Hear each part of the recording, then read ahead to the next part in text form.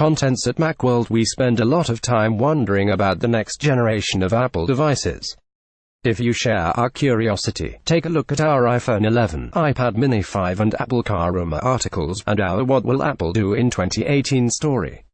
But sometimes it pays to take a step back and think about the longer term and the bigger picture. Where is technology going? What does the future hold? And what will Apple's smartphones look like in 2019, in 2020, even in 2030 and beyond? In this article we discuss some of the paths smartphone technology could take in the coming years, starting with the iPhone that appears in 2019, which might conceivably be called the iPhone size, although what naming convention Apple will be using by then is anyone's guess. As we move further into the future, our predictions will by necessity become more speculative, and many of these paths will no doubt turn out to be blind alleys. But we're happy to put on our future goggles and make some predictions about trends we're expecting in the next few years. If you want to know what kind of iPhone you'll be brandishing in the future, read on. Most recently, sources have predicted that the iPhone XS notch will shrink in 2019. And an analyst has predicted that Apple will launch a 6.5 inches iPhone XS Plus in 2018, followed by a 5.2 inches iPhone XE in 2020. Read more about that here. Battery charging developments. Again and again the UK Tech Weekly podcast returns to the topic of peak smartphone. The idea that the smartphone's golden period of rapid technological advances and wide experiential differences between one generation and the next, or between one manufacturer and another, is now over. The smartphone has become commoditized, and there are only small, iterative differences between the phone that just launched and the one you bought last year, hence less incentive to upgrade. Smartphones are now essentially good enough. Well, maybe. Perhaps the greatest potential growth area, yet, for various counterintuitive reasons, one of the most neglected thus far, is battery life. Battery tech keeps getting better, but smartphone makers, and Apple is just as guilty of this as anyone, keep cramming more power-hungry components into a slimmer chassis, so the battery life ends up staying roughly the same. In the next few years, we suspect battery life is going to become more of a priority for phone makers and consumers.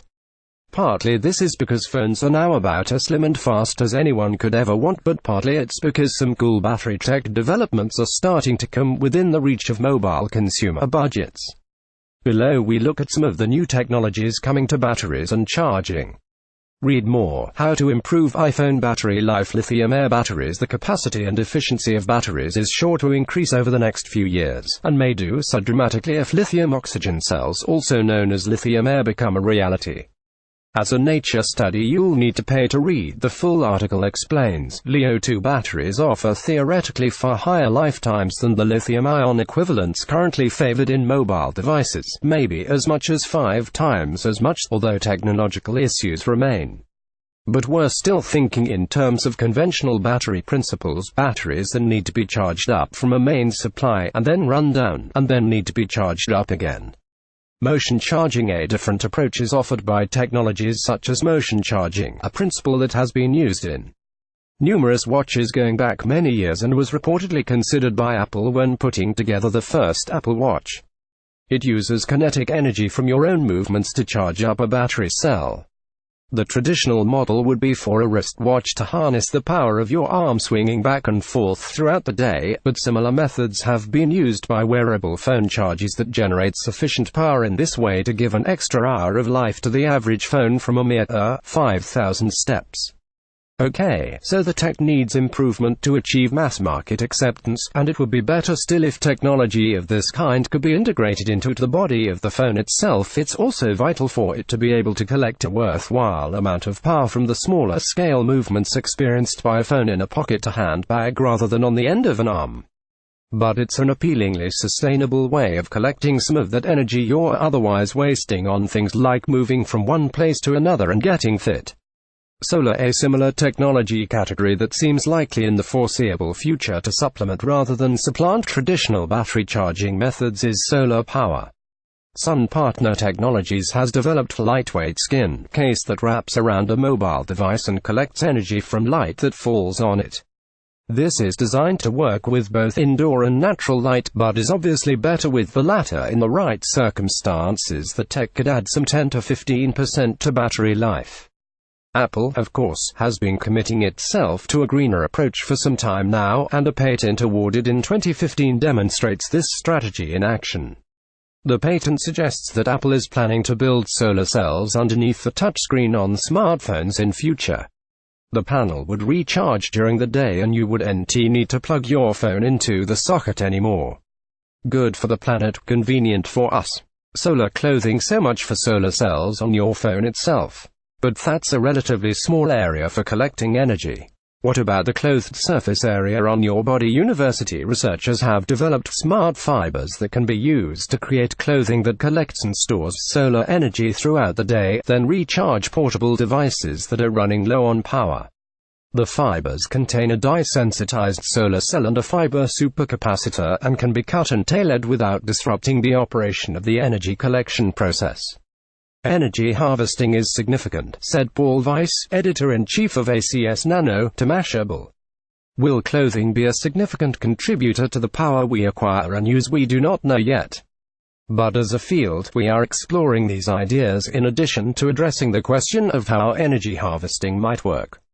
There remain obstacles to overcome before solar clothing drops into the mainstream. For one thing, the dye used in this particular execution of the concept is environmentally unfriendly, according to the research team, containing potentially dangerous volatile organic compounds. The textile also isn't waterproof. But give it a few years and we could all be wearing the stuff. Rigoberto Advincula, a professor of macromolecular science at Case Western Reserve University in Cleveland, estimated that the first commercial product using this textile device could become available in about the next 5 years, most likely starting with military and outdoors applications. Recycling a phone's wasted energy. While we're on the subject of energy harvesting, technology exists right now that can recapture energy emitted from your phone in the form of radio waves, the wasted ones, not the ones essential to communication, and then feed it back into the battery. This isn't a long-term solution. Some energy will inevitably be lost through emitted waves alone, and you've got all the power being used running the internal components and lighting up the screen, among other issues.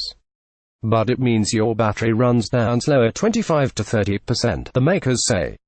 These three in the present form: niche, semi-experimental, relatively costly, non-integrated, offering significant but not experience-changing increases to battery life, and just generally a bit of a faff, are not enormously appealing to the average smartphone owner. But if we jump ahead 10 years, maybe less, imagine an iPhone with all three and similar related tech built discreetly into the case, harvesting energy from your bodily movements, from ambient light, and from the phone's own emitted radio waves. To the extent that battery life ceases to be a concern, to the extent, perhaps, where mobile batteries become self-sustaining.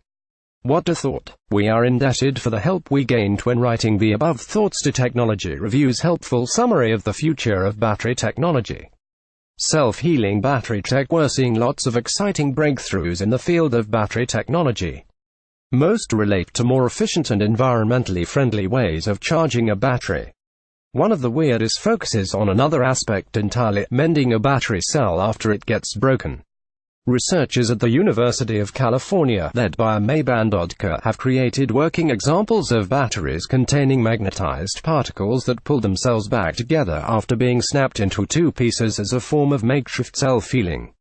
You can read the study here. And the principle isn't limited to batteries. The researchers have also tested self-healing circuits and sensors. Could a future smartphone use this development to mend itself after a catastrophic breakage? Probably not, although some version of it, a long way down the line, could make the internals of our consumer electronics better able to carry on working after suffering serious damage. At present, the healing process is more of a temporary workaround than a long-term fix. The most likely applications, certainly in the short to medium term, lie in the field of low-cost electronic wearables. Via popular mechanics, supercapacitor batteries that charge in seconds and last for a week. A team of researchers at the University of Central Florida have come up with a tiny battery, based on supercapacitor technology, which charges much faster, lasts longer between charges, and has a far longer lifespan than the batteries currently used in smartphones around the world. Scientists report that the little battery needs to be charged for only a few seconds and will then last for days. And whereas typical lithium-ion batteries show deteriorating performance after 300 to 500 full charges, this battery is good for 30,000 charges. Picture credits ACS Nano left UCF right. Nitin Chowdhury, a member of the research team, said that if you replace smartphone batteries with the supercapacitors, you could charge your mobile phone in a few seconds and you would need to charge it again for over a week. The researchers stressed that the technology is not yet close to commercial applications. But this is a proof of concept demonstration, and our studies show there are very high impacts for many technologies, said Yunwoong Young, an assistant professor with joint appointments at the Nanoscience Technology Center and the Materials Science and Engineering Department. Via wired all-solid-state lithium-ion battery cells, a University of Texas team led by 94-year-old John Goodenough has developed what has been coined as an all-solid-state lithium-ion battery cell. What does that mean to us at home? Essentially, batteries developed using the new technology should be non-combustible and have a longer battery life than current batteries, while boasting much faster rates of charge and discharge. How the new technology uses glass electrolyte instead of a liquid solution, essentially eliminating the metal whiskers inside batteries that bridges the gaps between positive and negative plates when a cell is charged too quickly. The metal whiskers are usually the cause of battery shorting, along with fires and even explosions. The glass greatly increases the energy density of the battery with 1200 cycles on a cell with no impact on battery life, and will still work down to -20 degrees Celsius. The team has noted that the technology is scalable to nearly all kinds of applications, from use in iPhones and MacBooks to powering electric cars are being used in Tesla's Powerwall battery. According to the University of Texas Office of Technology Commercialization, it's actively negotiating license agreements with multiple companies in the battery industry, leading us to believe that Apple may feature the new battery tech in its products in the next few years. Next, design changes in future iPhones.